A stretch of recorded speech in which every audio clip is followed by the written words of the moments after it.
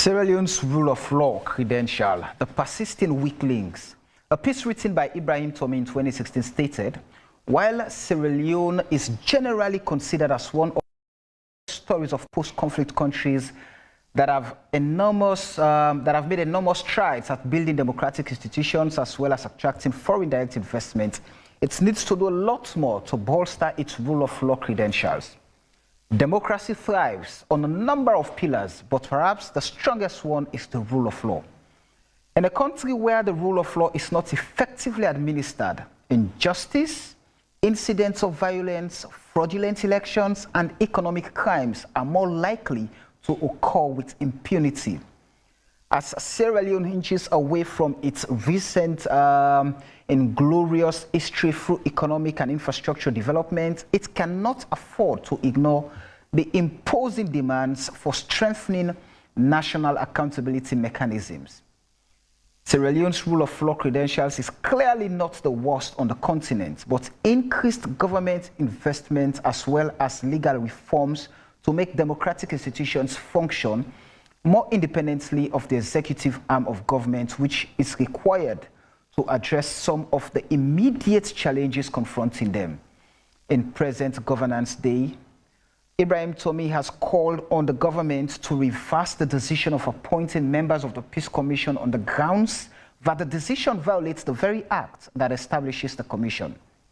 Some opposition political parties are describing the appointment of the Western Region Commissioner for the National Electoral Commission as unconstitutional. Parliament of Sierra Leone, amidst critical challenges, is restricting the use of the honorable title to only members of parliament, former members, and those the House conferred the title upon.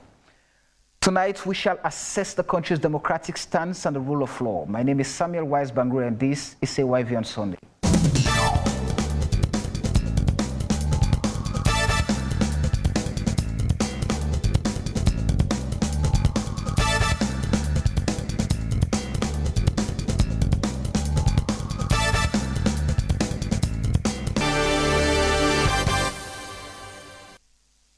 All right, good evening and a very warm welcome to AYV on Sunday on Channel 33 on TV, on radio FM 101.7, online on www.ayvnews.com, and on our Africa Young Voices Media Empire Facebook page. On my panel this evening, I have with me a political science lecturer, Lena Thompson. Good morning. Good evening and welcome to AYV on Sunday. I'm used to saying good morning on Wake Up Sierra Leone, actually. I have with me from the communications, from the Strategic Communications Unit at the Ministry of Information and Communication, Imran Silla. Good evening, Imran, and welcome to the show. Thank you for the opportunity. Good evening. All right. Well, these are the two guests with me in the studio right now. The acting National Publicity Secretary of the Opposition All People's Congress Party, Sidi Yaya Tunis, is on his way, joining us, and hopefully we shall be joining Barrister Ibrahim Tomi. But I'm going to start off the conversation. But just before then, to you watching and listening, remember you can always participate in our conversation. Drop your comments, drop your questions on the Africa Young Voices Media Empire Facebook page. We'll find time to go through all of them. And you can alternatively phone in when the call line is open later on. And the number for you to do so is +232 30622 766 +232 30622 Let me start off quickly, Imran. I'm going to take you on the decision of some opposition political parties, the APC, the NGC, calling that the appointment of the Western Region chairperson for NEC is unconstitutional because, according to them, the Constitution provides that that particular appointment should be made after consultation with the leaders of political parties. That was never done, according to the APC, for example. And in fact, the letter that was sent to them, the letter went to the APC, or the secretariat of the APC, a week after the pronouncement of the appointment has been made by your government. So, and the letter even stated, according to them, that we are informing you. And so, like, you were consulting them as prescribed by the Constitution. So that is unconstitutional. And that undermines the rule of law. Well, thank you very much. First of all, I think, over time in our democratic dispensation, I think it is fair to say we've had so many interpretations of what consultation really means. Yeah, and I am aware, and based on my discussion with Secretary to the President, that letters were sent out to all political parties, every political party. Now, it is surprising to note that the APC are saying that they received theirs about a week later. So, the fact of the matter is, I have been in touch with with members of other political parties who've acknowledged that they did receive their own letters on time. Yeah, and they are aware of the decision. They were aware of the decision and have no qualms with the credentials of Zainab Masih. We have to understand that in our democratic dispensation, we don't have, it's not just one political party or two. Parliament alone has about 3 more. Yeah, C4C, APC, and NGC, in addition to others who contested the 2018 elections, who were not lucky to have any member, in the House of Parliament. So you put it into context and look at it more broadly. How many of the political parties that we have come out to say that we have issues? So without writing off, the other political parties, represented, those parties that are represented in Parliament are the ones raising this concern that they were never consulted, as stated by the Constitution. So, which gives them a major stake, within the governance structure of the country. We have to also note the undertones, the political undertones to it. Yeah, these are political parties who, by and large, would always want to get some political mileage out of everything that a party in government does. So that should not be lost on in this discussion. But look, the fact of the matter is, His Excellency the President, retired Brigadier Julius Madabio, did the needful. There was due diligence in the process, right? That is something I can confirm authoritatively. And other political parties have acknowledged that they did receive their letters, right, in good time, contrary to what the APC said. Now, APC, I think, as a political party, need to question their secretariats. Yeah, because if a letter dated at a particular date, sent out to every single political party, but somehow they received theirs a week later, it shows fundamentally they have a problem with the structures. But that is understandable because they have their own internal issues, at this material point in time. So that is something they would want to talk about. Just quickly before I move over to Madam Thompson, if we go back to when the commissioner himself was appointed, there were concerns again. The opposition parties expressed fear. They expressed some grave concerns. No, the National Electoral Returning Officer, Mohamed Kone, when he was appointed, there were these concerns expressed by the opposition parties. And it has always been, a practice by opposition parties when, those who are charged with the responsibility of championing, the elections of the country are appointed, there's always this suspicion. It's as if the appointment breeds paranoia amongst the players. And so they were also calling that, no proper consultation was done with the political parties to a point that they had to write a letter to the president of the government requesting the CV of Mohamed Kone, which was later given, and we never had anything again. But those are the concerns, and the fear is that the appointments that are coming up now in those institutions are perhaps people that would better be described as political stooges of the system. Look, first of all, I think we have to accept that they are Sierra Leoneans, right? Competent, qualified for the positions they've been appointed to. And in the case of Kone, the next chairman, he did go through Parliament. Interestingly enough, on that day, I was actually in Parliament. And one of the issues that Honorable Chair Nomajo Chaikoko raised was that he's not sure as to whether Kone is a registered member of the SLPP. I mean, he went back as far as college days and said, I believe then that he was SLPP, but for now I cannot confirm. So you understand quite clearly where he was coming from and what the concerns of the All People's Congress was at that material point in time. But here's the point, and that is what we'll continue to say every now and then. Appointing a NEC commissioner does not mean you're going to win an election. The All People's Congress lost an election in 2018. Right? They had the opportunity to have a NEC commissioner, Anfa Ali, and lost that election. We are going into the next elections based on our merits, based on the work we have done so far, based on our manifesto commitment and how far we have come to achieve those manifesto commitments, and go around the country, sell His Excellency the President, retired Brigadier Julius Madabio, again to the people of this country. And I am quite sure and certain it has nothing to do with NEC. Every single vote, whether be it for SLPP, for APC, for NGC, for C4C, or any other political party, will be counted fairly.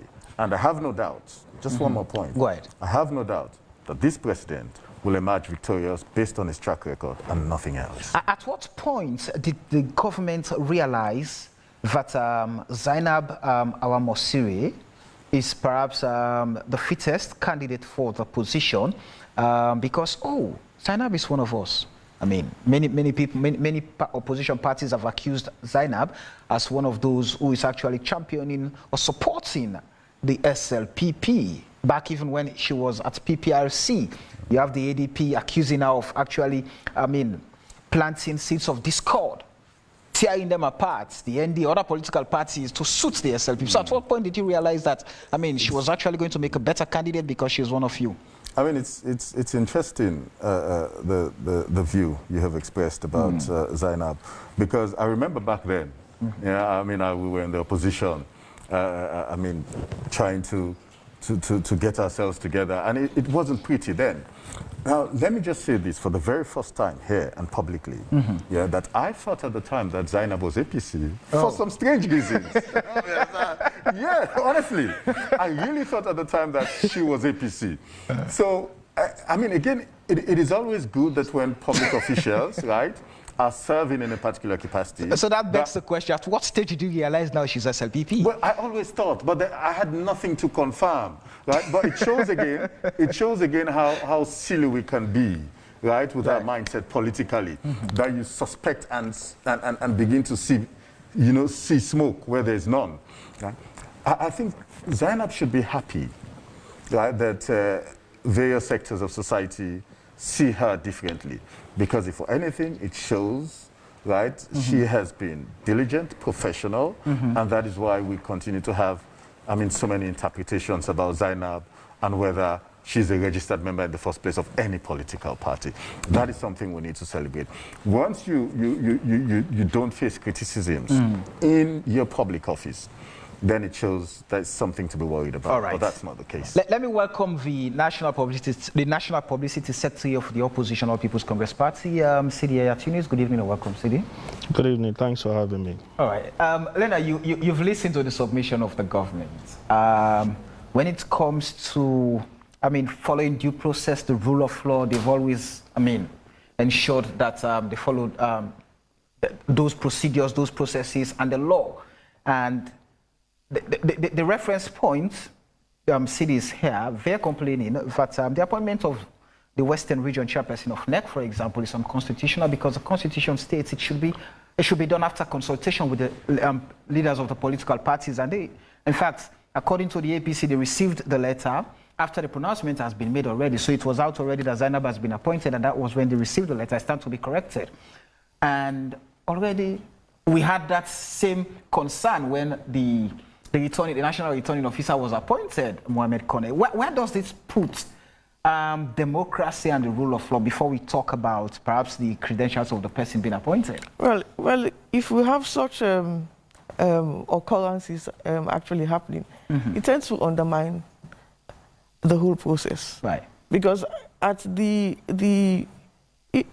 main point of a democratic state is that we have accountability and also transparency. Right. And if in the Constitution, which is above everything else, says that we should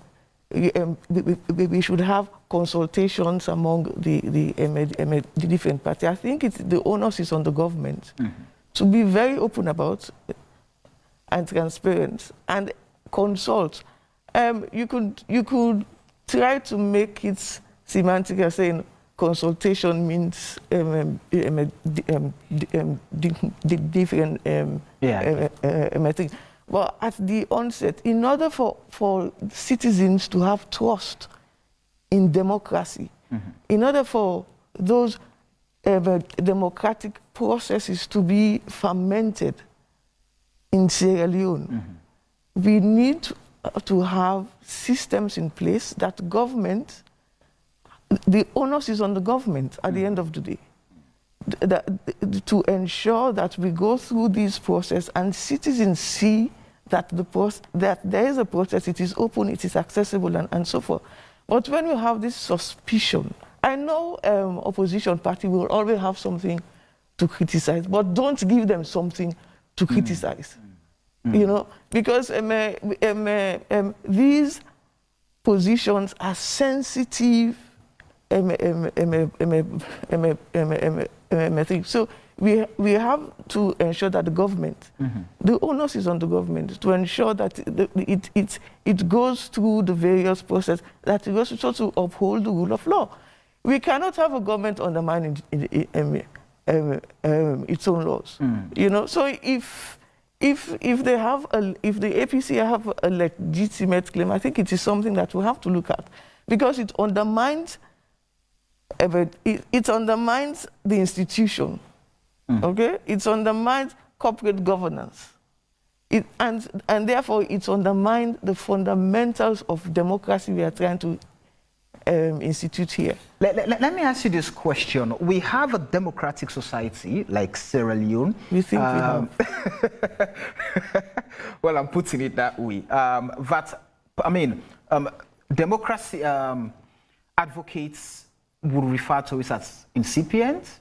But looking at what we have, where a ruling party and the major opposition political parties do not meet to even consult or talk about national issues, and when those issues come up, there are always different sides with either one party not on the table to actually, have their own say on some of these concerns. Where does that put us? Because if you go back to the Bintu Free Conference, the APC was conspicuously absent, in the entire process.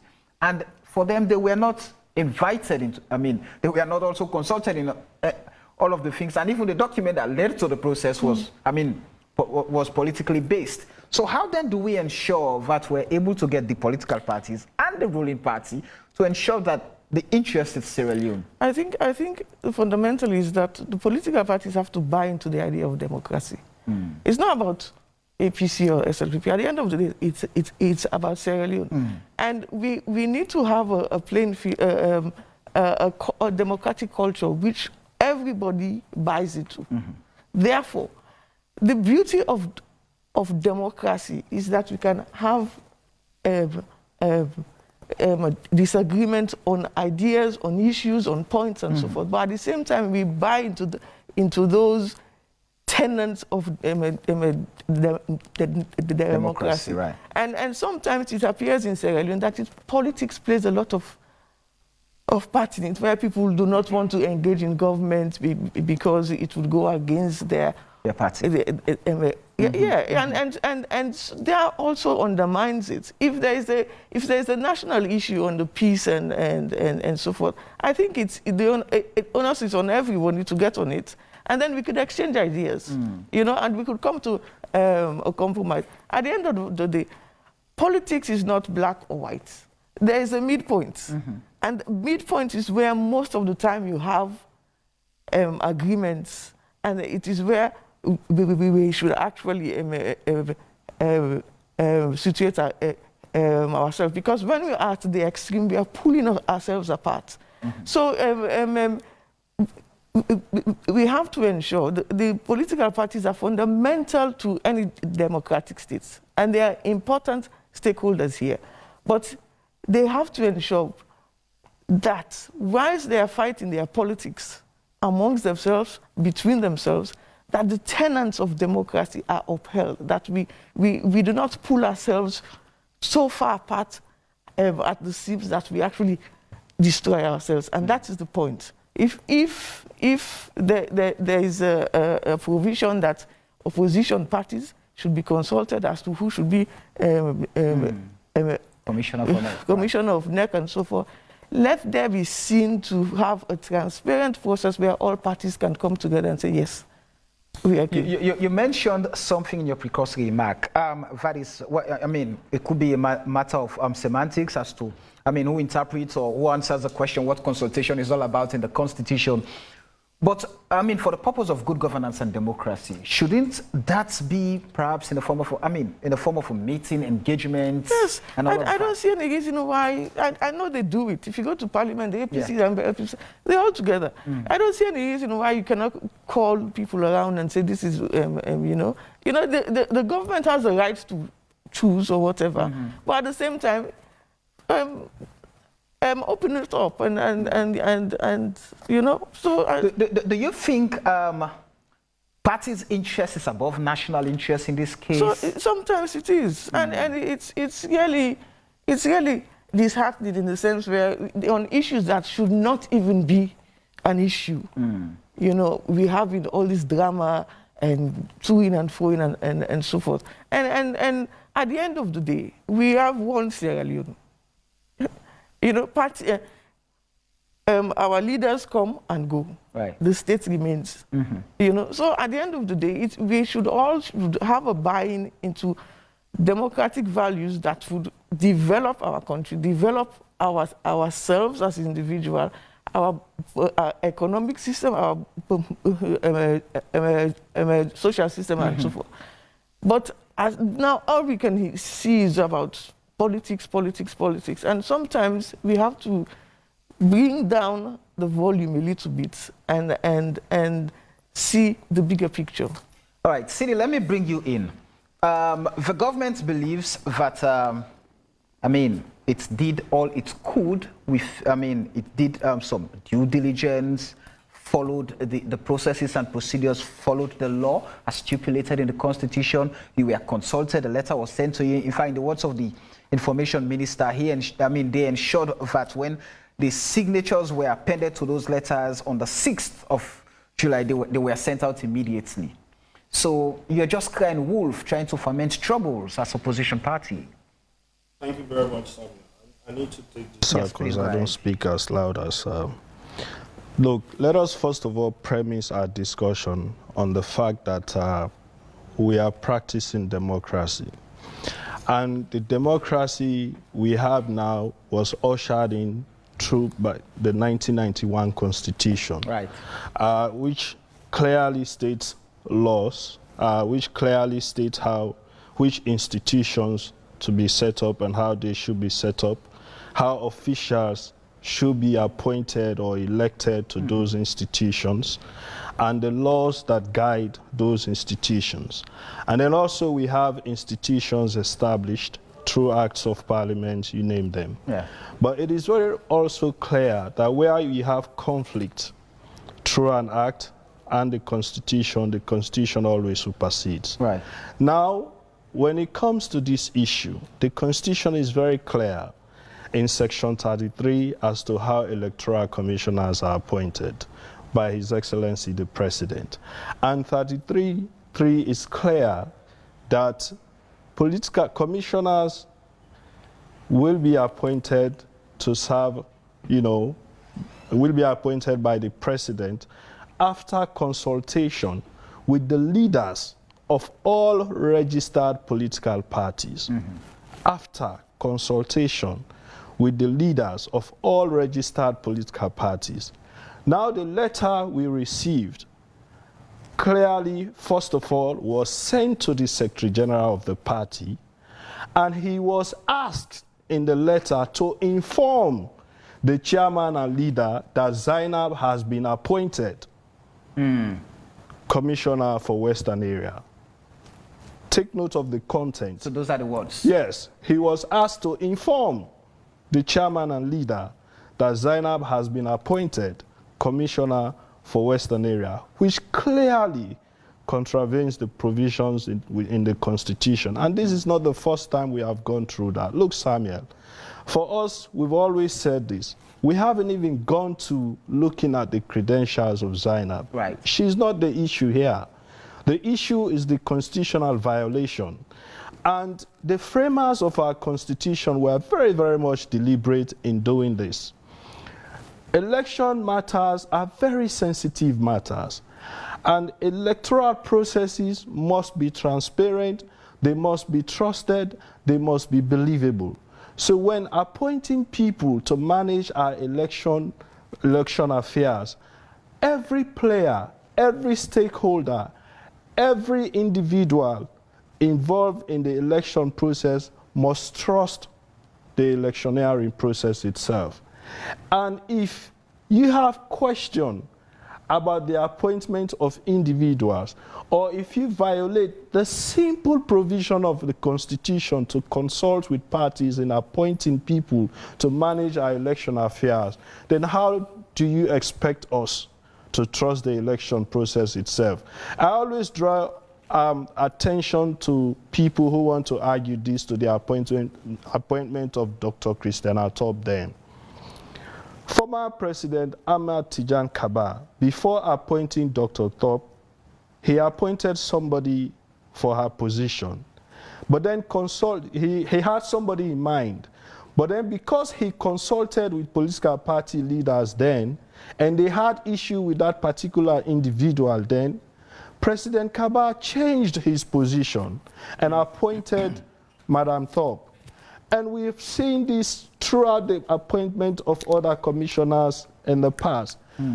President, former Dr. Ernest Bai Koroma, made appointments of his own. He consulted with leaders of political parties. The question I want to ask, I mean, before going to, again, the Constitution, perhaps one would want to see create some room for, I mean, some escape route, because the very Constitution again states that, of course, no appointment shall be referred into by any individual when the president has made any appointment. So, but before going into that, I want to ask you this question. Lena mentioned that the fact that the Constitution did not state what form or shape consultation should take, or what consultation generally is all about in that context. Do you feel that, I mean, it is justifiable that let's just inform them? I mean, we...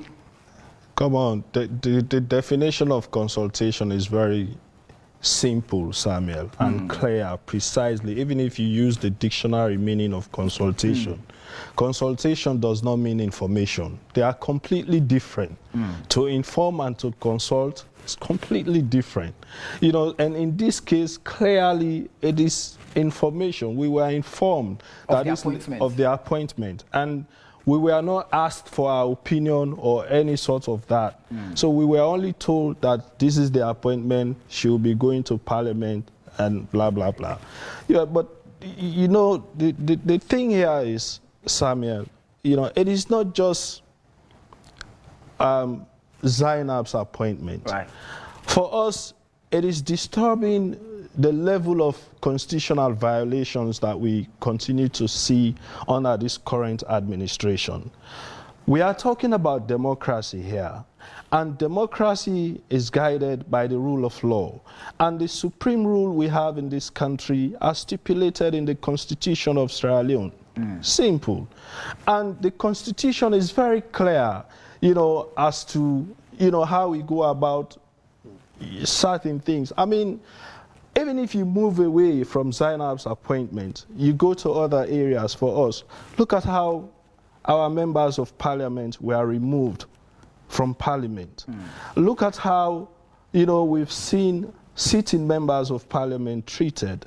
Look at how we have seen people with security of tenure on their appointments being removed from offices. I mean, these are all constitutional violations.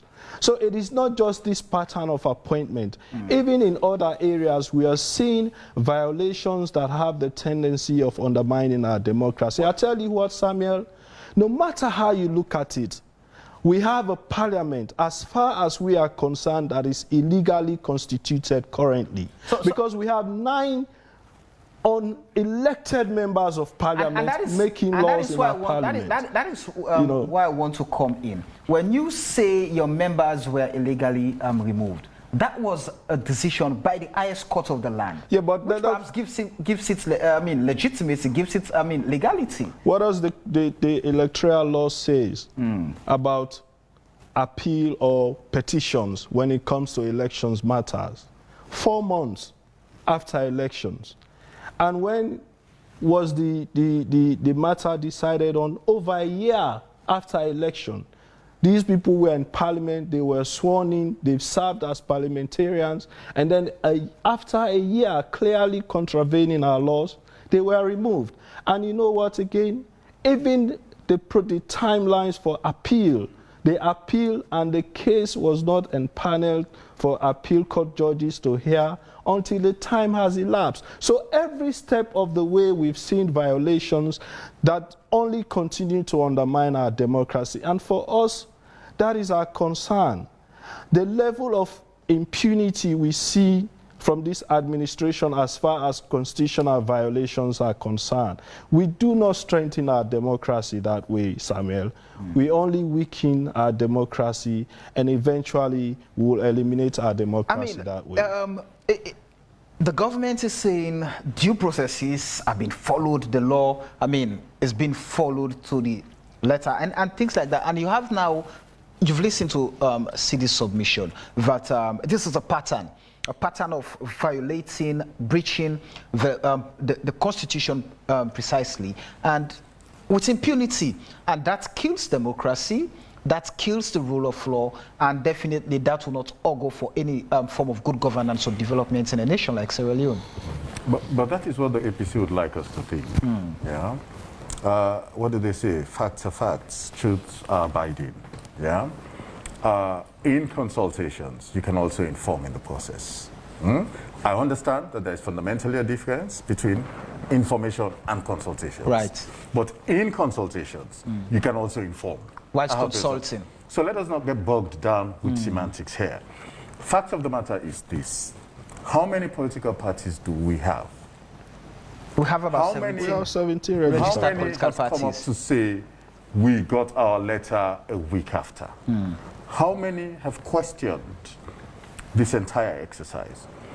I don't believe that we need to allow this nation to get itself into a territory where might is right. It is because it is the APC, and therefore smaller political parties, right, because they do not hold similar positions, are treated with contempt. But if what CID is saying is anything to go by, that the letter the government sent to this, addressed to the Secretary General of the APC, telling him to inform the leader and chairman of the party that the government has appointed Zainab as Commissioner for Western Region. That is like you telling me now, go and tell Antonia, go and tell Ambassador Navu that we'll be coming tomorrow. Look, the fact of the matter is this, yeah? We can go around in circles for as much as we want, yeah? Bottom line is, the lawyers will tell you that there's something called the spirit and intent of the law, yeah? I don't think Sid is in a position to determine that. He's not a lawyer. We would need to go back to some of the drafters of this constitution to determine what that spirit and intent is, right, of that particular provision. Because time and again, we'll continue to have this same argument as to what consultation really means, yeah? But for us, I think we have done the needful. Due diligence has been done. Other political parties, along with the APC and NGC and C4C, have been consulted. That letter, dated on a particular date, yeah, was sent to the APC the same day it was sent to every other political party. Now, I think, he has his own take, well, from a party's point of view as to when they received the letter and to what the wordings were, and their own subjective interpretation, yeah, of the contents of that letter. It is not the same for every other political party, right? Except if he wants to tell me that that position, that interpretation to that letter sent to the APC is the same for every other political party. If there is a fundamental difference, yeah, with your position to every other political party, then, I mean, what is this democracy about, right? Shouldn't smaller political parties be acknowledged also, right, for holding a view different from a big political party?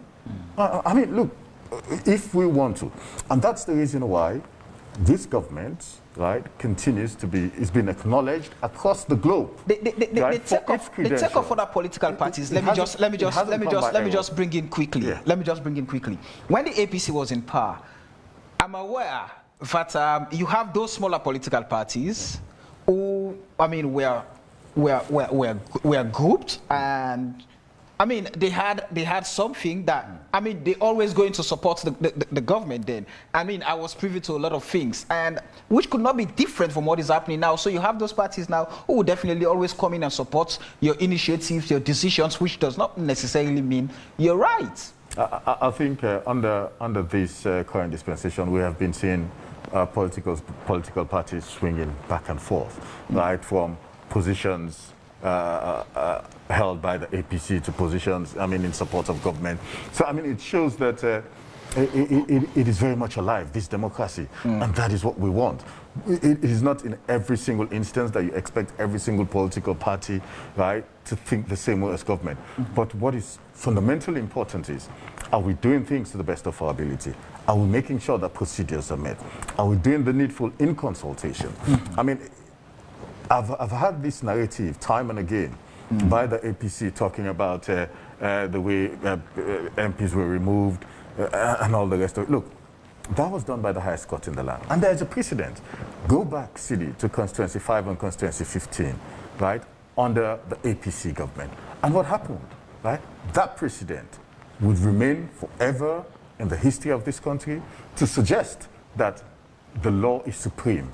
And once the judiciary makes a decision, right, it can only be enforced by other bodies, right, those relevant bodies, number one. Second, let us take an example with the ACC commissioner. Yeah? Now, they would say he was removed from office. Yeah? But there was another ACC commissioner that was also removed from office. So it's like tit for tat. And that was Joseph F. Kamara. Eh? Joseph Kamara was removed from office by the previous administration, the previous president. No one questioned it. We're talking about term limits here. What happened to him? Right? The only difference you can state is the fact that he was removed and sent somewhere else, and this one too was removed and not sent somewhere else. But again, His Excellency the President came in with a clear mandate. Right? He campaigned throughout the length and breadth of this country, making his case, right, for a new Sierra Leone, a new direction. And it was on that basis that he was voted into office. Now, I think the President, His Excellency, should have the latitude and the freedom to choose people that he feels, right, would pursue his vision and direction. And that is why, go back and see what the ACC record is now. We don't need to talk about those statistics, number one. Second, the reason why 2 successive years in a row we continue to meet MCC scorecard threshold, right? Passing it, 11 in the first year, 13 in the second year, is because we have been diligent in the fight against corruption, more so on good governance, deepening our democratic process. We now have the Peace and Cohesion Commission. Yes, we know that there might be issues. That's something we might be coming to, yes, right, in a while. We know that they have, some concerns around other members. But by and large, largely, the board that has been constituted, right, has been commended right across the board. Okay. That shows we're doing something right. And whatever we're doing, we take into account the rule of law. Let me just quickly go through this and perhaps allow Leonard to respond to this. Now, Section 32, subsection 3 of the Constitution states that the members of the Electoral Commission shall be appointed by the President after consultation with the leaders of all registered political parties and subject to the approval of Parliament. Now, so if the Constitution is saying after consultation with leaders of political parties, and the APC, the NGC, C4C are saying that they were not consulted, they were told that we have made this appointment. And consultation in this context, evidently does not mean that they have to give the President a concurrence, that they have to agree that, oh, Mr. President, we agree, we do not agree, but you have to consult. You have to engage them and let them understand why, this is the choice. But that was, according to them, that was not done. According to the government, it was clearly done. Due diligence was followed. The laws were there. But in all of these, where does this put Sierra Leone and democracy? Well, again, we go back and forth between the two. But at the end of the day, we have to look at what the Constitution says. If it says consultation, it's consultation. And in order for good faith kind of politics, you know, we come from, I always look at this, we come from a background where we've had conflict. You know, we had a civil war. We are trying to build up this thing that we call democracy in Sierra Leone. We are trying to create actual precedents so that we don't go back.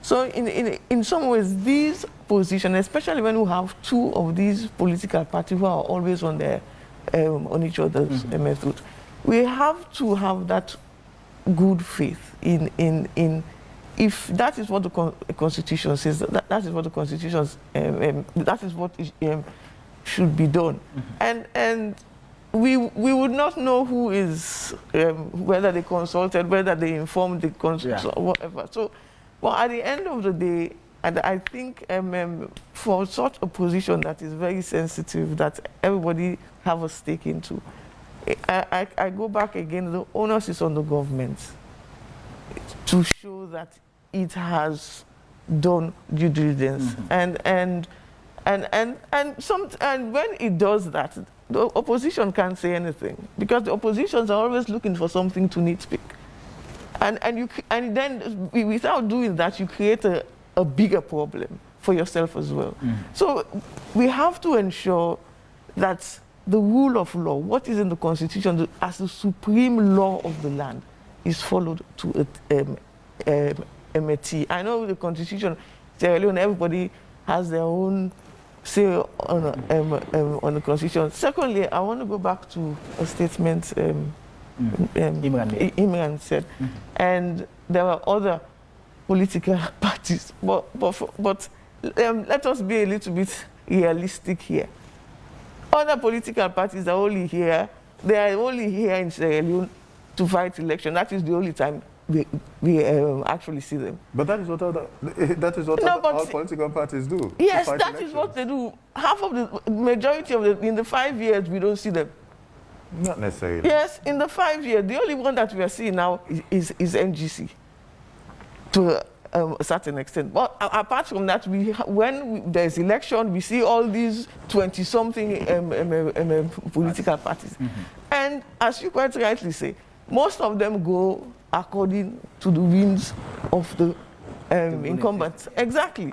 So the two main political parties, I'm not dismissing any of the other political parties, please don't get me wrong.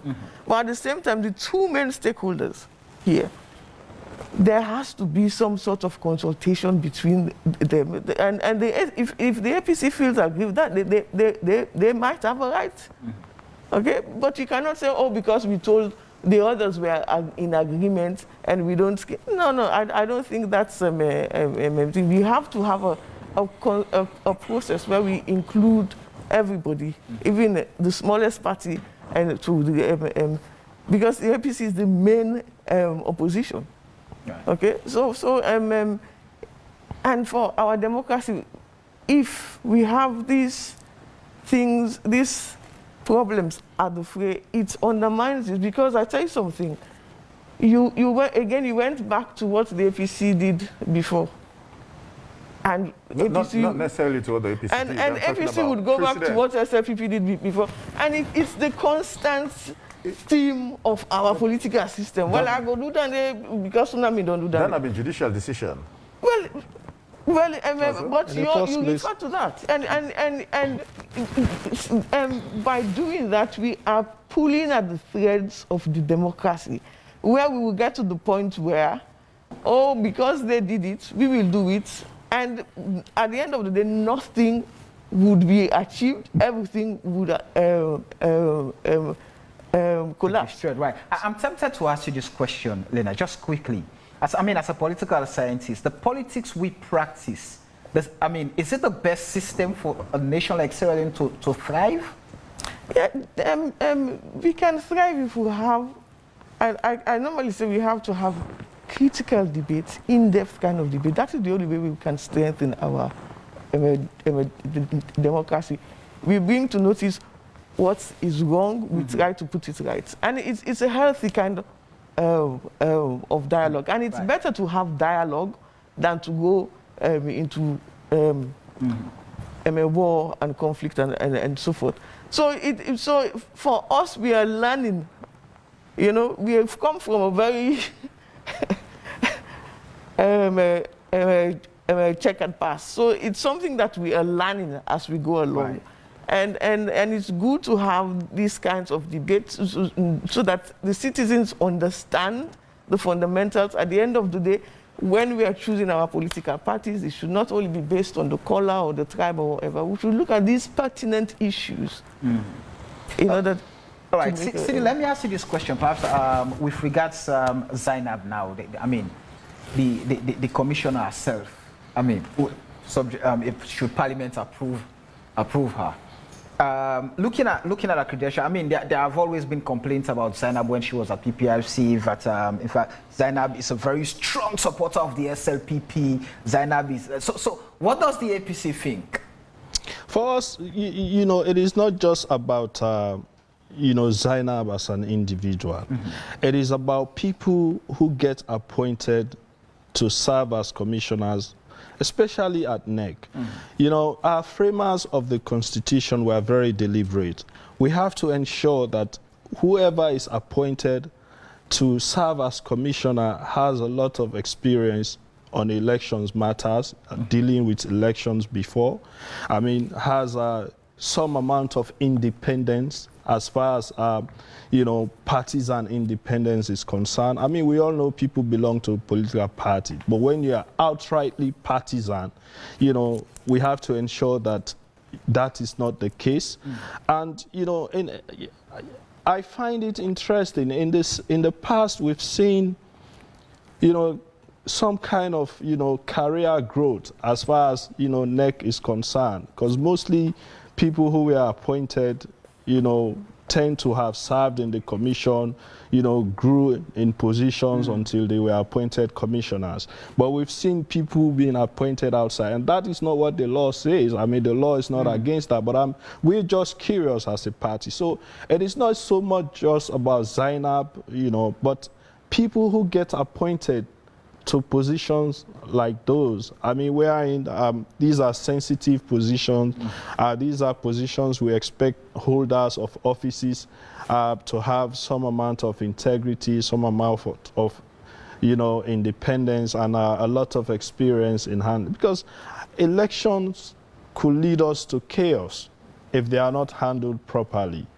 And that is why, you know, this is not something we should take lightly. This is not something we should address on partisan basis. And I just want to correct Imran. There has never been a judicial precedent wherein we've seen MPs removed from Parliament and other MPs appointed by the court in the past. No. They always make reference to lawyer Ansu Lansana's case. Lawyer Ansu Lansana's case is completely different from what we saw happen to lawyer Osman Timbo and others. Lawyer Ansu Lansana was petitioned by an independent candidate even before the election. And the court ruled even before the elections that he was not qualified, and even instructed NEC to remove him from the ballot. But whether the time was short going into elections, NEC was not able to do that, so he remained on the ballot, even where the court had ruled that he be removed from the ballot until we went into elections. So as far as that issue was concerned, he was not even supposed to be on the ballot in the first place. So this is completely different. So you cannot refer to that as a judicial precedent as it relates to the case of the 9 MPs removed from office. And let us not forget, you know, it is very much important now that we are talking about democracy and the rule of law here. Let us not forget that the Constitution established institutions to guide our governance process. We have the judiciary that has its own laws and its own independence defined by our constitution. You have our parliament, it has its own laws and its standing orders that guide their proceedings in parliament, and then you have the executive. In parliament, now we even have problem with the way the speaker was elected. That is questionable. So everything about our parliament as we move forward in these 5 years has some amount of, legal questions, I mean, so we have a lot of work to do. I think we need really some serious national dialogue on some of these issues. If we want to strengthen our democracy, for me as a young man, yes, I am the spokesperson for APC, the main opposition. But what I am interested in, and a lot of us, and even our party, is to strengthen our democracy in a way that will continue to be enviable moving forward. We've gained a lot of accolades. Is that sincere? Because it is very you've been in power, and these are the same things you've been doing. This is the allegation. You see, that's the whole point. It is very sincere. I mean, Samuel, let us, you see, this is where, maybe our country should have some hope that we see certain people getting interested in politics. And I will hope that we'll have more people with sincerity and integrity and credibility become more interested in politics. And I will also encourage us, young people particularly, I see no reason why we should not be able to address issues on bipartisan basis.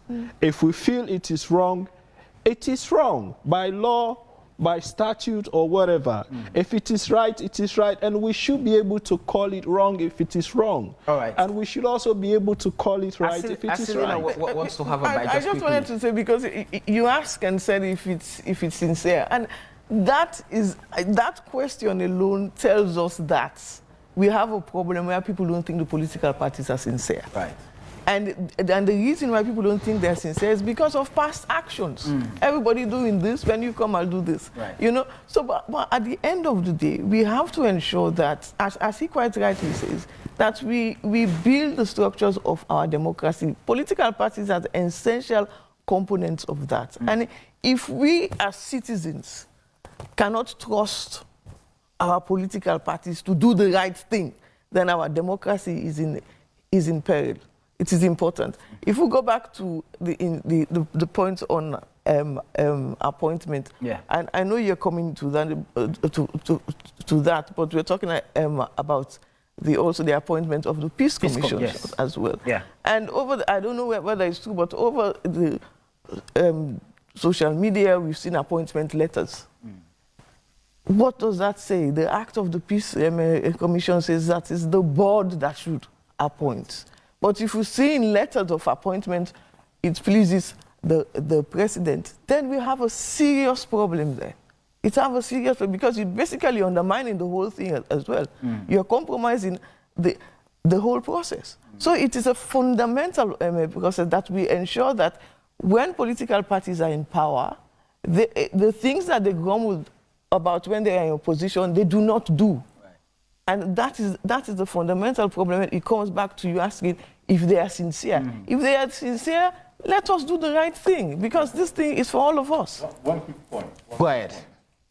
Number one, no party has won an election, no presidential candidate has won an election by appointing a NEC commissioner, right?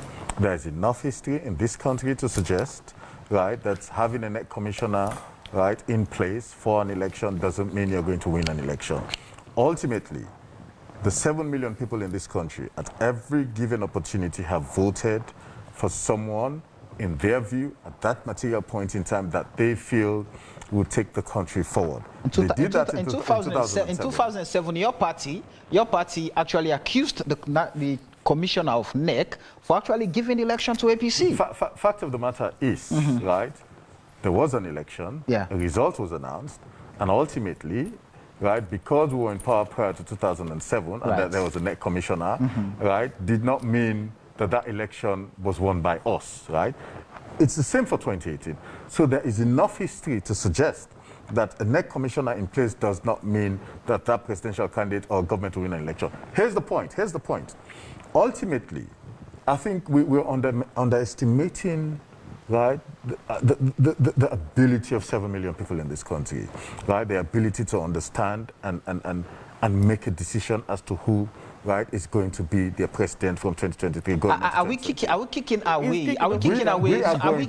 away features of elections rigging and things like that? And those are things that can actually manipulate, electioneering processes, not even in Sierra Leone. If I just make my point very Go ahead. We are going into the next election based on those manifesto commitments, yeah, in 2018. We are going into the next election based on the character and caliber of His Excellency the President, retired Brigadier Julius Madabio. We are going into the next election based on what we have set out to achieve so far, right, and how far we have come since 2018. That is what will determine whether His Excellency the President will be re-elected again in 2023, and I have no doubt he's going to have a two-term. I've had a lot of people who did not vote for him in 2018 telling me, right, and continuing to suggest that they feel he deserves a second term, right? It is for the people to decide in 2018, and it is totally unconnected. Look, UDM, we know, and other political parties have celebrated the fact that Zainab Mosire, right, is the Western area, regional chair for NEC. They have, right? They feel she's qualified, she's capable, she's the right person to be in that position. Honorable Chaikoko in Parliament did not question the NEC chairman. He did not. He said, by his calculation, when they were in college, he had the view then that he was SLPP. But there was nothing at that material point in time when he was being confirmed in Parliament to suggest that he was still a SLPP. He hoped he was not. And that clarification was made by the NEC chairman. That has nothing to do with any political party. Look, what do they say? Politics ends at the water's edge. Yeah, let us get a bit serious, right? Work, as a political party, right? Deal with your internal strifes and struggles, right? Get a candidate to go into the next election, right? That candidate will determine whether you win or lose, and let us not sink this whole thing to who has been appointed and who has not been appointed. Ultimately, have we done the needful based on the Constitution of the Republic? Has the President consulted? What does consultation really mean? If you see an alter and say consultation are cut by business, like I'm going to my village now, and get for call man now, you can sit down and call the chief. It could be by telephone call, it could be by text message. There's several means. This is. But were they done? Look, that is why I keep coming back. That is why I keep coming back to what the intent of the Constitution was. At the time we had the 1991 Constitution, right, we were not in the technological age. This is the 21st century, and there are so many other means, right, to consult, right, that you could add now to what the original meaning of were what those you think means consultation utilized? was. Were those means utilized? Absolutely. President to the leaders of those political parties. The point I'm making is, let us not narrow down the interpretation of what it means to consult. I'm saying this is the 21st century, right? And there are so many ways to consult. It doesn't necessarily have to be in a Tangis format. No. Look, Samuel, I see my brother trying to shift the discussions from the process to the individuals appointed. No. You see, for us, we see this as very serious, situation. Now, we are talking about elections, and let us not fool ourselves. We all know how much tension we do have in this country during electioneering period.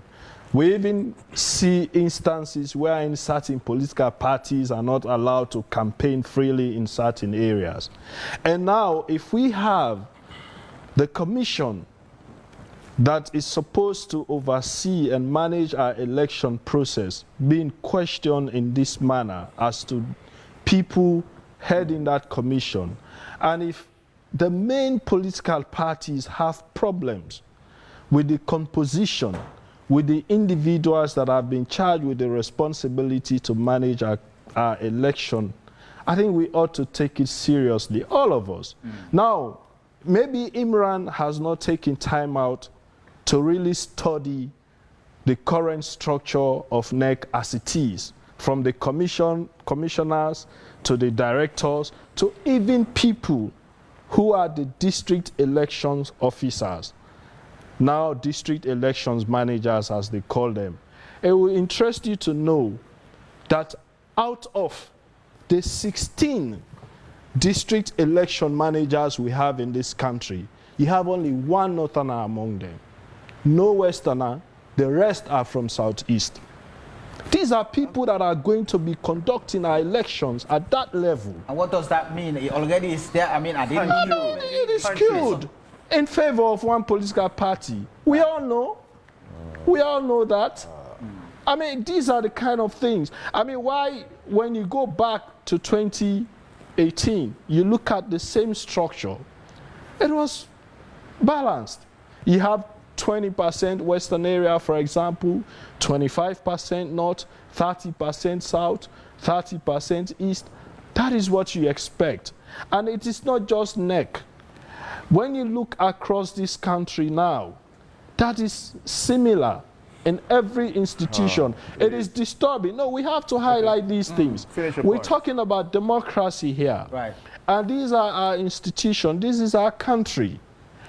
Every institution must be inclusive and representative enough to a point that we can trust the process. The appointments... As you talk about that, let me bring in now the next, issue on board. Still, with your point. Yes. At the Bintumani Free Conference, the expert from Kenya mentioned that there should be a system that the Peace Commission should set up a mechanism that no particular tribe should have more than 30%, in any institution. So there should be a form of tribal audit in all of those institutions. So as you say that, and with the Peace Commission now that is supposed to actually address all of those concerns and ensure that, we have national cohesion and all of that, commissioners of appointments have been made, which according to Ibrahim Tomi of CAL, those appointments should be reversed because, they breached the very act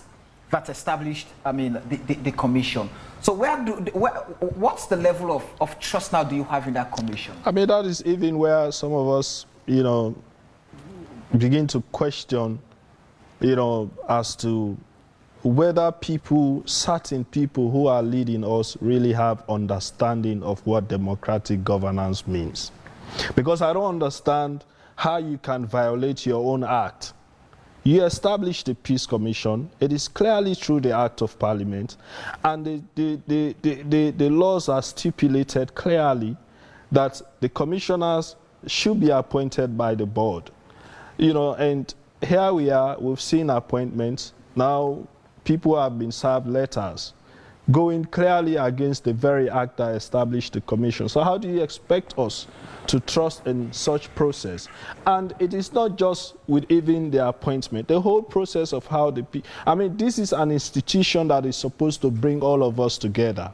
If you go back to Bintumani 3, just go back and look at the speeches delivered by the leaders, by the stakeholders, by representatives of government.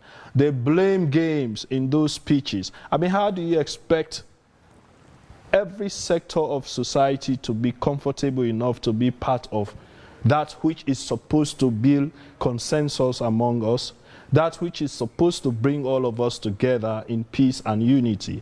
You've already are in the process of, establishing this framework. You've already cast the blame on APC. You've blamed the past leaders of APC for all the wrongs that have happened in this country. But I always tell people this: if we are to apportion blames, we can go as far back as the 60s.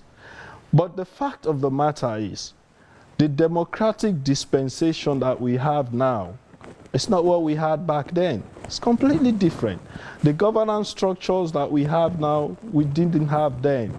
We have international laws that guide our democracy, our rule of laws, that we did not have back then. So we cannot continue to glue ourselves in the past and continue to do wrong, blaming the past. But no. should you not be blamed for boycotting the conference? Well, how can you attending a very sensitive, conference like that speaks, to the peace and national cohesion of a nation like Sierra Leone? How can you boycott something that you are not invited to?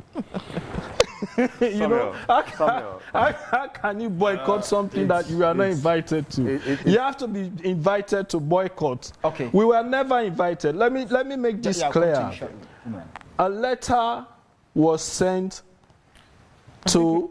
I think we should blame Salpos. A letter was sent to APA through the Ministry of Political and Public Affairs, inviting APA, a representative from APA, to the Peace Commission. A representative from APA to the Peace Commission. And your party holds the most powerful office in that association? We are not chairing APA, it's PDP.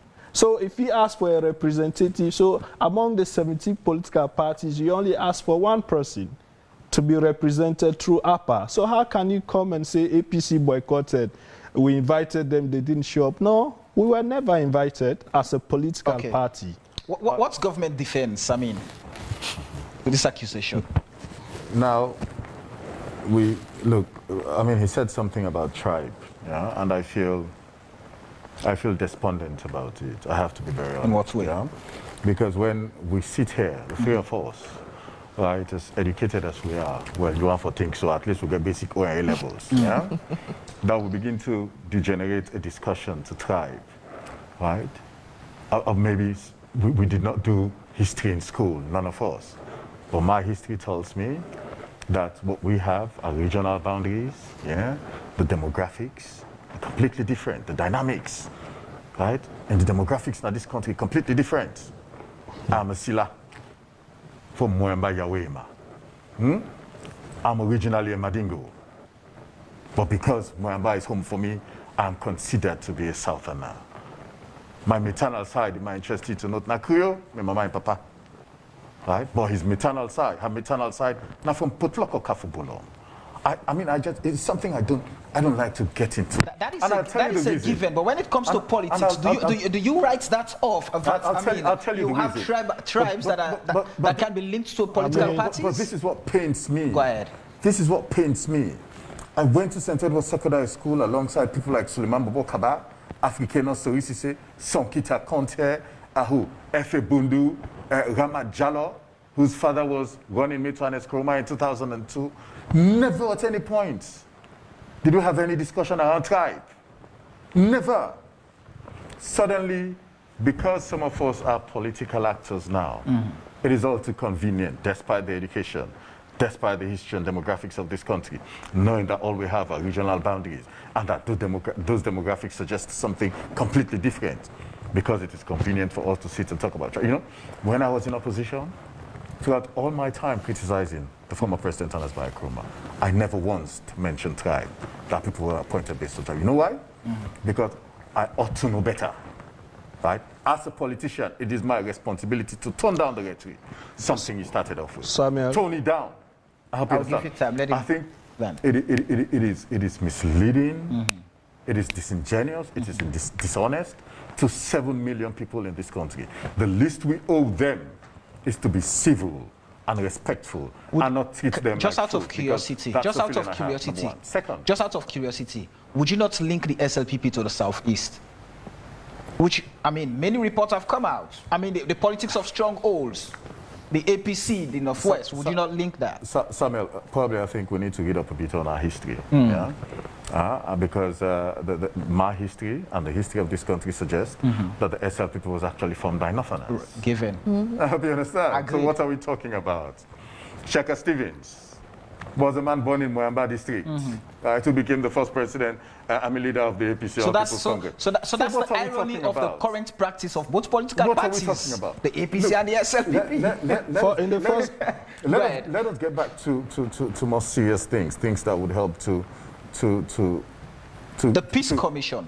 Let's talk about the Peace Commission. Things that would help us to get the respect that Let's we talk deserve, about the Peace Commission. right, from the international community, right?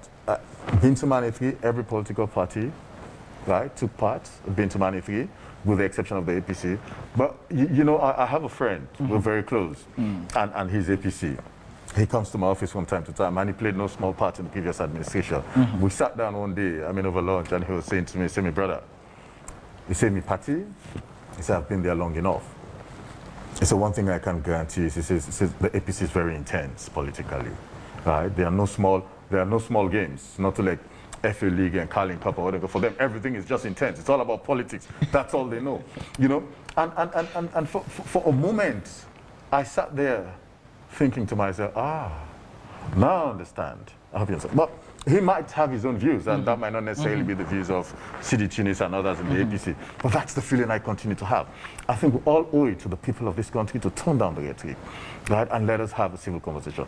One thing I can guarantee is that His Excellency the President is keen to listen, right? Loves to interact with members of other political parties. He has done so several times. He has been out of this country on trips with members of other political parties. That shows his tolerance level. Would you agree that the appointment, the letters being sent to, people who have been appointed, the decision to appoint them violates the very acts that's brought the commission into effect? Now, let us acknowledge a few things. Yeah? Number one, I think the Peace and Cohesion Commission was something suggested by the TRC. Right. Yeah? And since then, no government before now has taken time to actually do the needful and make sure that we have this commission in place. So this government have been able to achieve that, right, in 3 years, right? True to form, His Excellency the President would always fulfill his manifesto commitments, number one. Second, there has been board members being appointed, yeah? And true to form, we haven't had any disquiets with those appointments, right? But then, you know, we live in a society, in a thing called democracy. Yeah, from time to time you hear, concerns and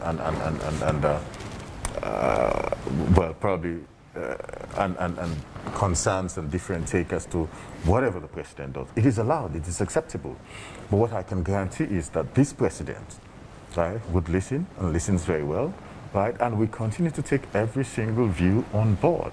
We may not necessarily arrive, at an end point or decision that they would like. Right, but that's why he was elected into office. Not every decision he takes, not every position he takes will be accepted by everybody, but has to be respected and acknowledged. And we, in turn, understand that we live in a democracy. There are other political parties, and that whatever they say, right, has to be taken, right, and looked at and looked into. We try to get the politics out of it and see the value of those statements, right? And that is what we live by. That is our mantra. Does that bring relief? The fact that he says, it does not. You're just adding a little bit of salt and pepper and trying to cook a good soup. But frankly, the question we should be asking: who advised the government to make those appointments? Because the rule of law ensures that the government is accountable to the people. Okay? And if a bad decision has been made, as Tommy said, it should be reversed. And whoever advised the president to make those decisions should be accountable. Either he's sacked or he resigns or whatever. But we know that doesn't happen in Sierra Leone. So that is the fundamental of it. Because one, as I say again, you have an act. The act says the board shall appoint the commissioner. Exactly. But then we see appointment letter. What does that tell us as people of Sierra Leone? It tells us that the constitution is not being adhered to. So the constitution. Okay? So it is important. These are the things that undermines democracy in Sierra Leone. Because come APC next 2023 or whatever, they will do the same thing.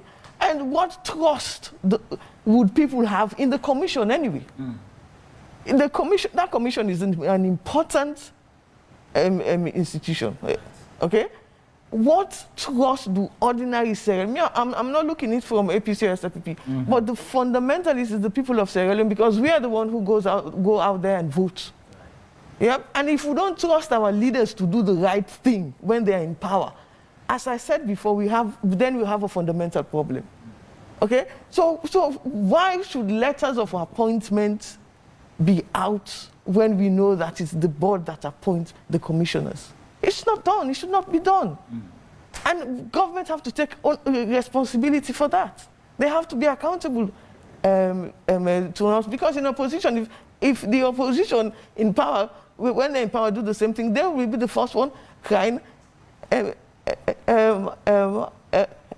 so on. So we have to ensure that what we do it for the benefit of the broader picture of Sierra Leone. At the end of the day, it's fundamental to us. The rule of law is one of the main pillars of the democracy. And when people start to violate it, it undermines us.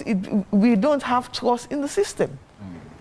It is very important. It is fine that you're going by your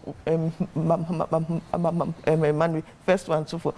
But at the end of the day, we are not looking at the personality here. We are looking at the process, due process, that we adhere to what is down in the Constitution, and we ensure that it is followed. Right. Just quickly before I take our viewers and our listeners, before bringing them in the conversation, Sidi, you had wanted to respond to a statement made by Imran. And with all of this, is it not right that you let the process go and assess whether or not, the commission would fulfill its mandate? If the process of even appointing people to serve is wrong, how do you expect the commission to be able to fulfill its mandate independently? There's, we see something deliberate in all of this. What's that? And that is, one, somebody probably is rushing because of some political reason or so, and two, control. That is all what this is about. The government wants to have total control of institutions, so they want to ensure that they have people they appointed, they have people that, can do things the way they want. That is what this is all about. And this is where we come in, because that is not what strengthens democracy. And I was just going to ask, where does that put democracy? Because yourself, for example, as a party, you've been there, and those are the things you've been accused of practicing over and over again. Now that you're not there and you think that the right things should be done, where does that put democracy? This is the excuse, but sometimes it is also good to look at instances and look at the gravity, of what we've seen happening now as to where people want to draw, inferences or make references to, past activities that have happened. But these are institutions that, we are establishing to strengthen our democracy, to bring us together. Before even the Peace Commission, we had another commission that was established, National Civic Council. The National Civic Council could have easily done that job if it was really that effective, in changing our mindset as a nation, in preaching cohesion, in preaching peace, and in educating, the public about national service, patriotism, and all nationalism, and all of these things, But of course, like I, I've been saying here, because some of these appointments and the processes leading to these appointments are so partisan, and players are not allowed to really make inputs because of political reason, we get them wrong, and we'll continue to get them wrong, and it is the same. And let me say this. Quickly. Imran, nobody talked about tribe here, but the fact of the matter is... The insinuations. No, listen. That's what you were getting at. The fact of the matter right. is we live in a country where political parties, you know, support base are along regional lines. And so, as a nation and as governments, we owe it to the people of this country to ensure that we always try to strike that balance. And that is what we have seen with past governments. Because we want to avoid what could further divide us, we have to address these issues. If we are talking about a commission for peace and national cohesion, we should not be ashamed to point out an institution that is not regionally balanced as far as its staff, its composition, and everything about that institution are concerned. Okay. We should not be ashamed of such discussions. Let's bring in Those are realities. Let's bring in our viewers and our listeners. The number to call is +232 30622766 +232 30622766 030622766. Amara Al from Facebook is saying the rule of law defended by an independent judiciary plays a crucial function by ensuring that civil and political rights and civil liberties are safe and that the equality and dignity of all citizens are not at risk. And indeed, this is what we see as Sierra Leoneans in our judiciary. The system is absolutely independent under the leadership of President Bio, and the train is moving. Abu Konte is saying, expecting a honest opinion from, okay, I'll be keeping, those disrespectful messages. I will take only messages that speak to the issues, yeah? Good evening, AYV on Sunday. Good evening, Samuel. How are you? I'm doing great. Your name and where you're calling us from, sir? This is Alafitilo calling from Brookfield. Go ahead. Okay, so I want to ask this question to both Imran and Sidi. Don't they think that it is about time that parties, certain institutions, from being politically elected? And don't they think that is one way they can help us create a level playing field and ignore all of these back and forth, this person that's using this person and this person that's using this person? And for once in life, won't these parties be frank with opinions as to give it out? Thank you. Thank you very much. Good evening. Hello? Good evening. Yeah, how do you do? Fine, sir. Your name and where you're calling us from? Your name and who side you call me from? Yeah, I call from Freetown, concerned citizen. Go ahead. Yeah, they listen that order. I will represent the government. It's in his life 295. We talk the two, it make the devil be ashamed. That's because within a particular organization, if they do bad, you're free for token. If they attack you, it don't mean nothing. A God you deserve. Not to Motaman. The Motaman has not appoint you. You know, if they talk of, they don't violate the rules of the law, the constitution, a big person, or they need to represent the constitution, big person. But what do they see in this government? There are so many breaches when they value too much. You know, they don't value Boku than the constitution. Okay. You understand? If you talk of tribes, say, since you know they talk about tribes and this that, let me check if they talk to, let's check the young party and young government with from the president taken to even. So no, accuse people about tribalism. We need to talk about tribalism. Good evening, AYV on Sunday. Good evening. Good evening. Your name and who side you call me from? This is Single calling from Ghana State. Go ahead, sir. What's your take? Yeah, my take on the discussion there is like, you know, I want my panelists there, especially to understand that governance is a process. We know all is not right and there is no perfect government. But what is essential is that when a government listens, I think all constitutions are going to be taken on board. But at the same time, I don't want him to be oblivious of the fact that when he mentioned the National Council for Civic Education, that it is partisan and that is why political parties are not represented, is not true. Because I can tell you for a fact that the head of the steering committee there is Dr. Dennis Bright, and he is playing a pivotal role, and there are other members of parliament from other political parties that are representing. In fact, what I have not seen, and which for me is a shame, because I have never seen the APC participating in their activities as I watch on TV or thread discussion.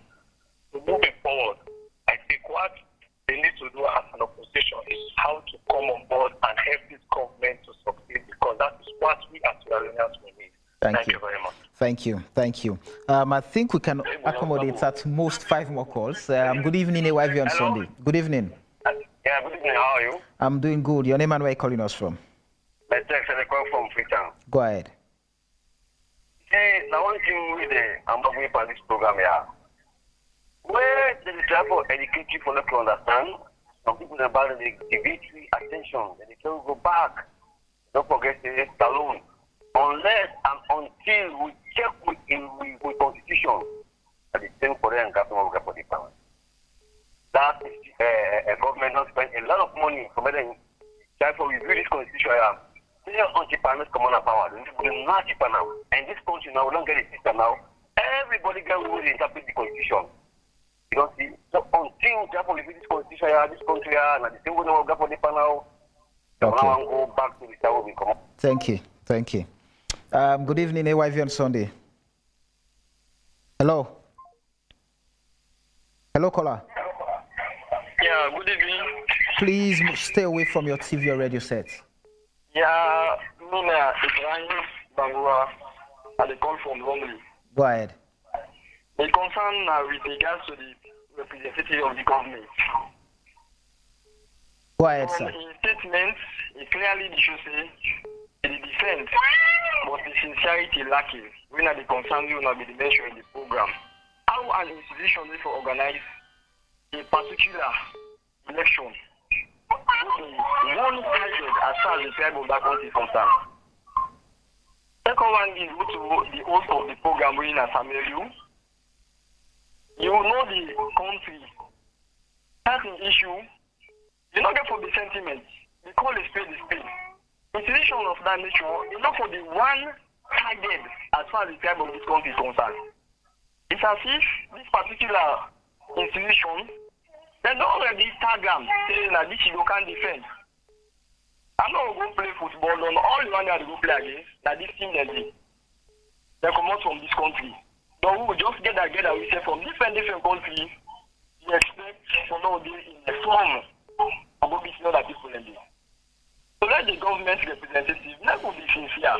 Okay. If we're not sincere for staying on the institution, then now we'll get a better salary. Thank you. It's so pathetic and the concern nowadays. Let them be sincere. Thank you. Let's now take international calls. Good evening, AYV on Sunday. Hey, Summer Warriors, how you doing? Doing great. How are you, sir? Good. Quick contribution. Go ahead. You see, at times we talk on the issue as if we don't know where the problem lies.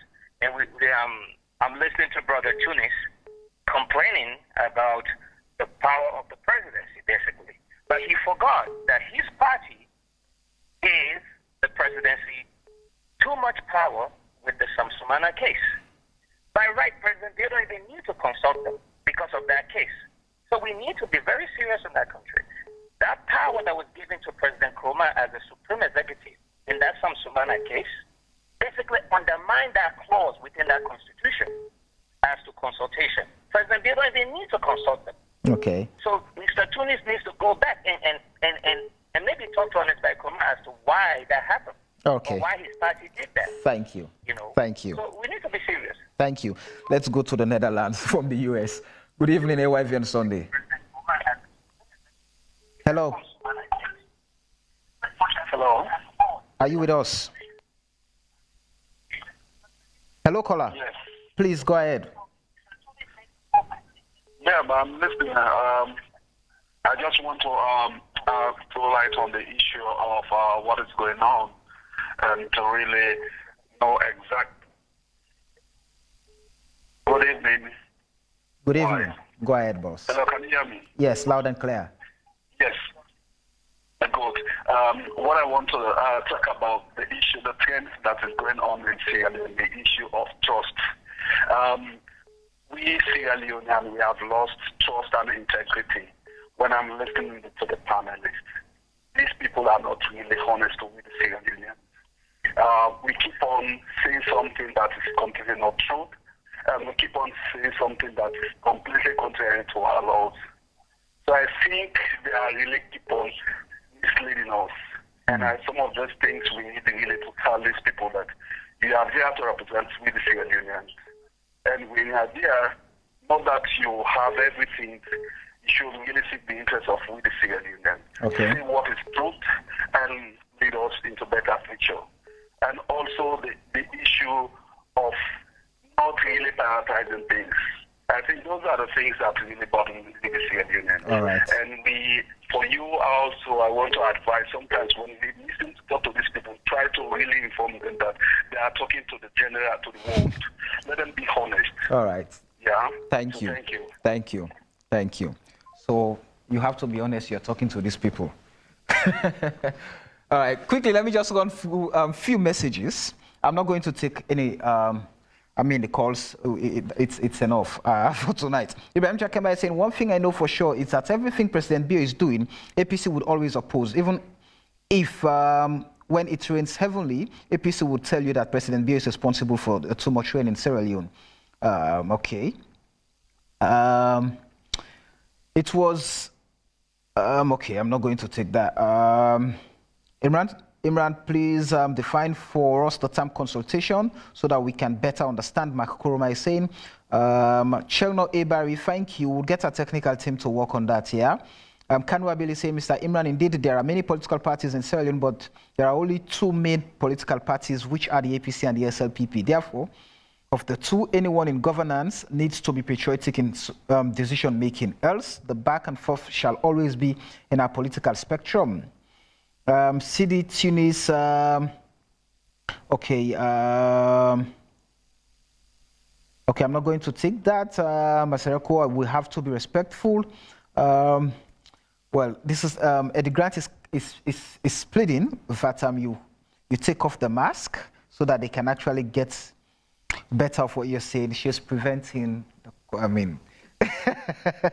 Corona. Eddie. The country's democracy is going normal for the ordinary citizens. But if you ask the opposition, they will tell you that our democracy under the leadership of President Bio is turning, their head, and it gives them massive pain and stress. My advice for every political party is that I want all of you to come together and work with the current government to develop Sierra Leone so that you would have less pain and headache, because the more you're criticizing the government, the more the leaders are becoming slow and stupid by that, so the country will slow to develop for the benefit of our unborn children.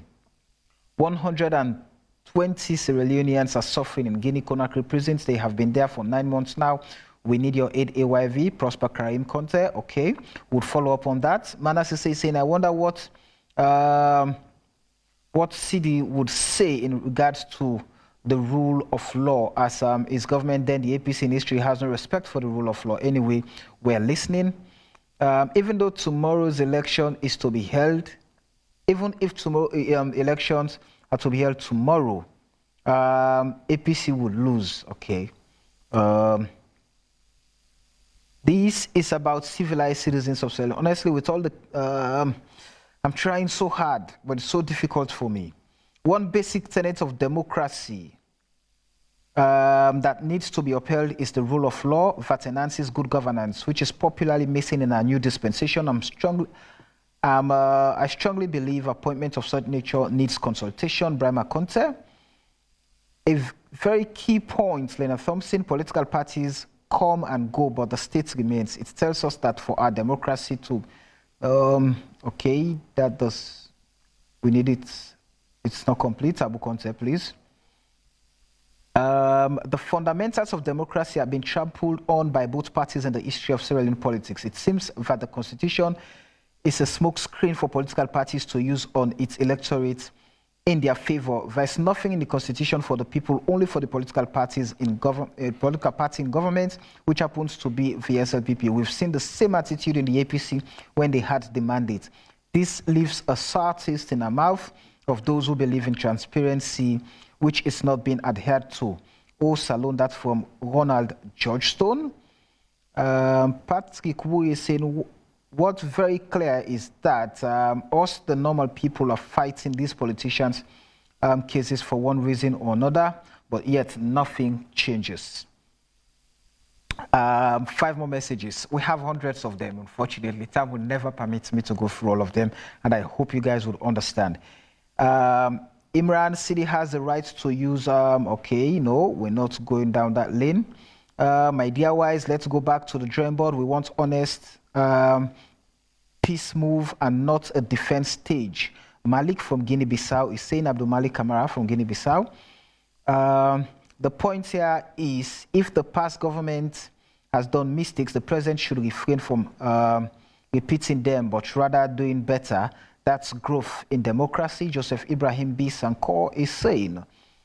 3 more messages. Our political leaders believe in defending their parties than the interests of the country. Ibrahim Espa is saying, you have to forgive me. I'm struggling to actually figure out the messages I should read, because the political ones are so many.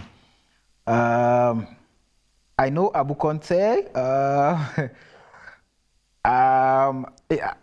I know what you're saying, but again, I have to be very, very mindful, of what I take on air. Paul Khan is saying, from the inception of the government, they have been bastardizing our constitution. We would have had a better governance system wherein the opposition has the majority in parliament.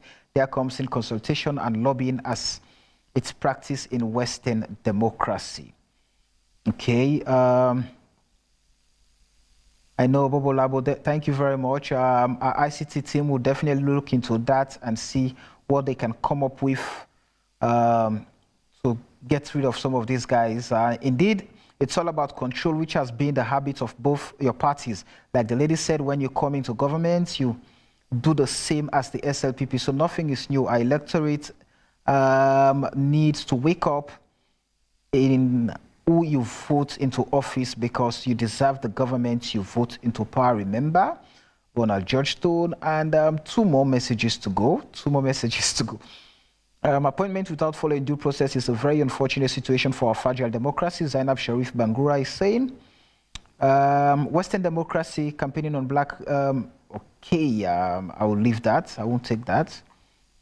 The last message I will take is saying, Samuel, you would find it very difficult to navigate your way, though, because some of these messages are out of topic indeed, Eddie. Thank you. Thank you for understanding me. All right, I think we have to hold the messages there. And just quickly from Jonathan, good evening, AYV on Sunday. If we're talking about rule of law, is it right for citizens living in the country to obey the rules and regulations? That is the 1991 Constitution, but even the 2 political parties are not obeying it. So there is no one to be blamed. The blame goes to all the parties. Okay. We have to come back to the guests and allow them to respond. I'll start off with you, Imran. Your response to our viewers and listeners. Well, the first one I'll pick up on is, I mean, there are a few comments that have come in, right, suggesting what Sidi, right, was insinuating about tribe and region, and hence the reason why I cautioned us here, because we have a responsibility. Because when Sidi speaks, people listen to him. It is not because he's Sidi, but he's Sidi that belongs to a political party. And political parties are there to shape opinions. But it could also, I mean, very easily, right, turn to something else if we don't guard, I mean, the kind of statements we make in public. We owe it to the people of this country. Right? Whatever those views are, whatever those disagreements are, choice of words matter a great deal, number one. Second, there's a question that was alluding to why can't we take politics away from certain institutions? Right. Now, I, for one, have always argued that I think we need to have a certain orientation, reorientate our minds, basically, right? That when a government comes in on the mandate of the people of this country, right, that president should be given the latitude and the freedom to choose people who can serve in those places, right, and deliver. Because ultimately, the buck stops with him. He takes responsibility. He goes back into an election. And if he has appointed people who are a disservice to his aims and aspirations, but then also, right, to the people as a whole, then obviously he gets to suffer at the ballots, right? So I think the presidential system is very powerful in a sense. So I think the sooner we come to terms with that reality, that when a president comes in, right, that president should have the latitude and the freedom to appoint people in offices, right, and those people should serve at the behest of His Excellency the President, and their tenure ends when that president tenure ends. And I think the claim is, whether be it when Ernest Kroma was in office or when now that we have President Bio in office, the Constitution gives them that power. I mean, it's their prerogative to appoint. So nobody is taking that power away from them. What I think the argument is they must do so within the confines of the law. Oh, absolutely. Absolutely, I agree. And look, and that is what we seek to do at each and every instance, right, where we have to do consultations. We do consultations. I mean, some might think that consultation has to still be Tanges, right, as in the 16th century. That format should still apply in the 21st century world, right? But look, we continue to consult, right, and because we feel we live in a democracy. We understand we live in a democracy. Very interesting point to subscribe to the point, to the point I'm making. Just last week, Sierra Leone has been welcomed where? To join in the Media Freedom Council coalition.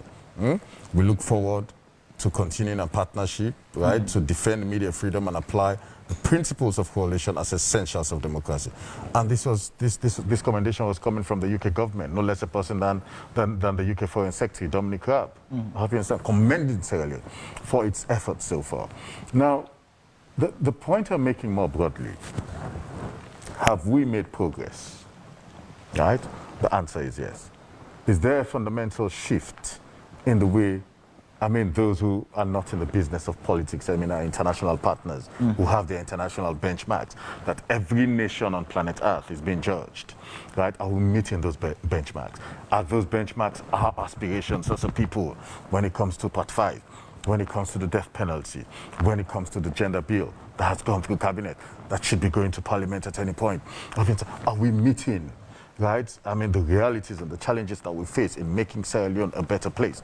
Now the Americans would like to tell you they have a familiar line that the work is not done yet in forming a more perfect union in the United States. That is what they would always say. There's still more work to be done, right? From the days of slavery to women emancipation, to the right for blacks to vote. They still feel that the union is not yet perfect, right? There's still more work to be done. Similarly, I think we can all accept, that should be a common point, that there's still more work to be done in making Sierra Leone fit for the 21st century. But we should also acknowledge that we have come this far, and we have been able to meet certain benchmarks because this president is determined and has shown that leadership. Right? Just last week he was in the United Kingdom. I think about the first president in the history of Sierra Leone to have met two prime ministers, Theresa May and now Boris Johnson, right? And have had the opportunity to have, I mean, a personal conversation on the side of those conferences. It speaks volumes. Is the government committed to continuing laying the tracks that would build and improve democracy and the rule of law? Samuel, if the banks were open today, I would say just take this to the bank. Right? That's an abiding commitment that I can give on behalf of His Excellency the President and this government, that we will continue to do the best we can in ensuring that we continue to deepen this thing called democracy. We continue to broaden the political space. We continue to consult. Yes, we know that opposition parties will still have their concerns because, I mean, you can't help it, but then, you know, I mean, they have their own political lens. But let us tone it down. Let us have this discussion. Let us watch the words we say in public, right? Because ultimately, you don't want to win an election, right, and lose. And lose the people in the process, because it is them that ultimately you would have to govern, right? I think this president has shown enough strength and fortitude and determination, right? And that is why we continue, right, to be acknowledged as a government by our international partners for the sheer effort and determination, right, so far since April of 2018. Lena, your take to the callers. How can I follow that? Anyway, at the end of the day, we have to ensure that we sustain and consolidate our well-earned the democracy. But yes, each government comes in, they've achieved so and so. But at the end of the day, you have to look at the process, how we adhere to the tenets of democracy, how we ensure that there is the rule of law, there is also separation of power, there is also checks and balances. And when we ensure that our governments actually have a buy-in to these principles of democracy, then that translates to the people themselves, because it's an ongoing process. It is not static. Okay, new issues arise all the time, and it's how we manage those issues. It tells us how vibrant our democracy is. Now we are still in a very fragile state.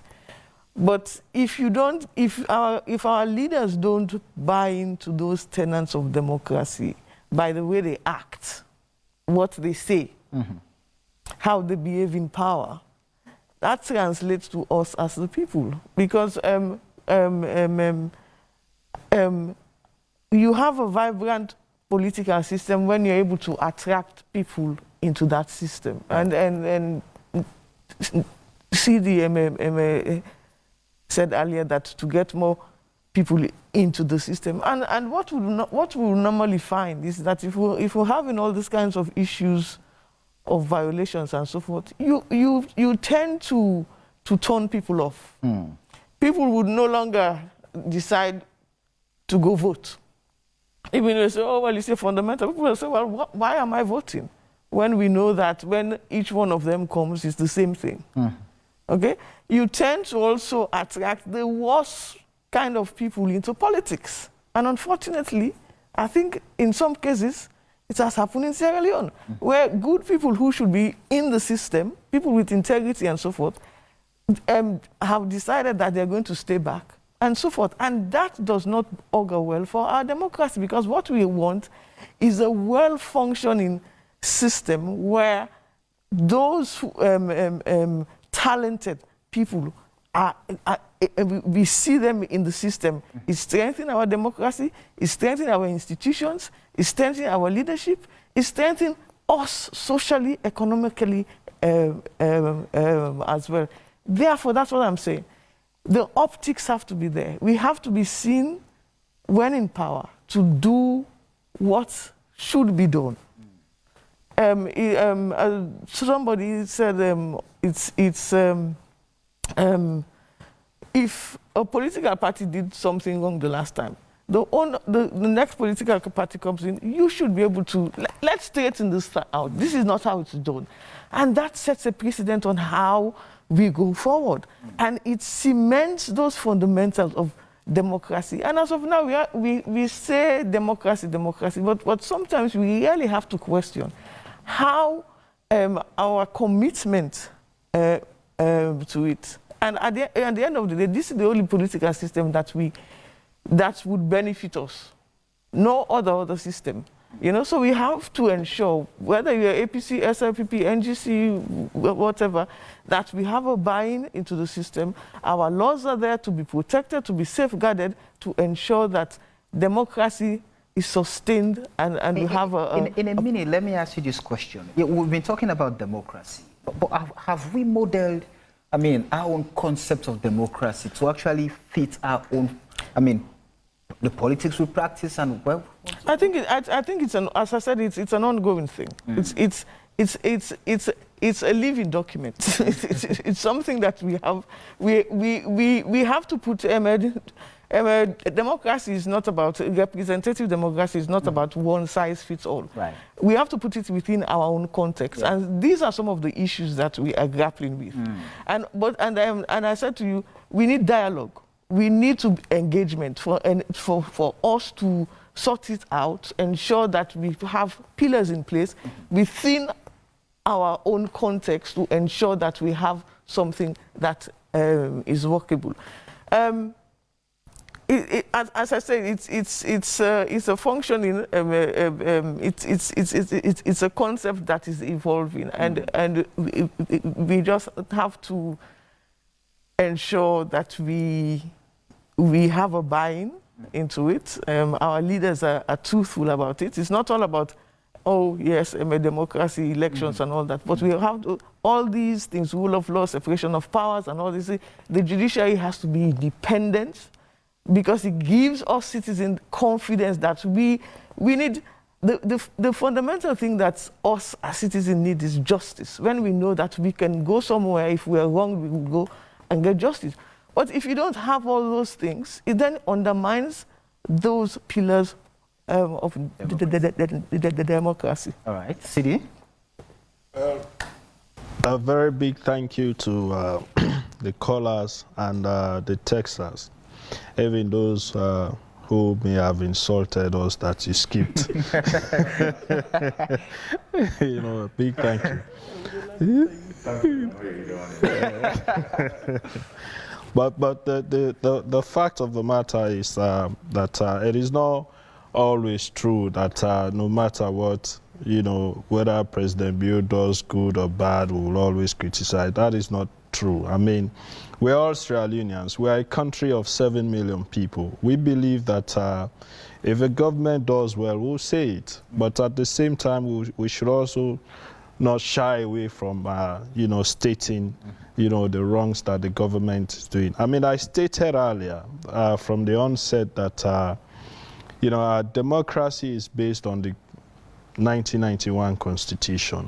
I see every time issue of constitutionality comes up, people will bring the Samsumana issue trying to justify the many constitutional violations that we see under this administration. But I always say this, I mean, for us, the Samsumana issue was a very serious issue, a very serious constitutional issue. And I am particularly, as a Sierra Leonean, happy that it went all the way to the Supreme Court, because we all know that the only competent authority to interpret Constitution, you know, especially as it relates to issues of such nature, is the Supreme Court. That can only be challenged in the court of public opinion now. And that had its logical conclusion. And that is where also it is important, and this is the problem some of us have with the current judiciary. And that is why it is important that when we have issues of this nature that has constitutional, you know, implications that have been challenged by citizens, if the issues get to the court, assign them. Don't assign one part of it and then leave the other part. You know, if people appeal, assign their cases so that they can be heard and have logical conclusions. We have piles of cases at the Supreme Court that have never been empaneled to judges for hearing. I mean, so when you have situations like those, I mean, how can you trust the process? How can you say that we are strengthening our democracy? We've had, you know, 3 successive governments since we brought in our democracy in 1991. I mean, after the interruptions by the coups, of course. We all know former President Tijan Kaba focused on building institutions, and all. President Anes Baikroma came in, focused on strengthening, and, you know, and then also focused on physical development. It is very clear that President Bio's focus maybe is much on the international image of him and his government, because they are so much keen on, oh, the president go shake hands with Dominic Raab, you know, so that is the only reason how we could spend hundreds of thousands of dollars to hire a private jet to go have dinner with Dominic Raab, to go have, you know, handshake with the prime minister. It doesn't take away the fact, whether Dominic Raab says you are the most handsome president, it doesn't take away the fact that you just appointed a NEC commissioner violating the provisions of the constitution of this country. Okay. It doesn't take away the fact that 9 elected members of parliament were kicked out, you know, through a court under your watch. It doesn't take away the fact of the many